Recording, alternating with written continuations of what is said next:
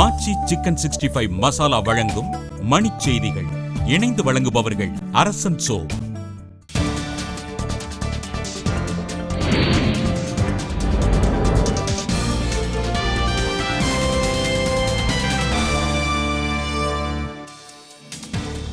வங்கக்கடல் காற்றழுத்த தாழ்வு பகுதி வலுவிழந்தாலும் தமிழகத்தில் ஒரு சில இடங்களில் மழை பெய்யும் என வானிலை நடுவம் தகவல். ராஜஸ்தான் மாநிலத்தில் ரஷ்யாவுடன் இணைந்து இந்திய ராணுவத்தினர் கூட்டு போர் பயிற்சி. கள்ளச்சாராய மரணங்களில் தமிழகம் முதலிடத்தில் இருப்பதாக பாமக நிறுவனர் மருத்துவர் ராமதாஸ் வேதனை.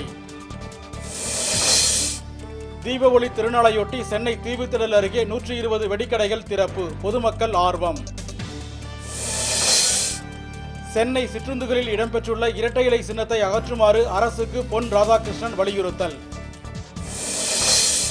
விருத்தாசலம் அருகே செவிலியர்களின் தவறான சிகிச்சையால் தாய் சேய் உயிரிழந்ததால் உறவினர்கள் சாலை மறியல்.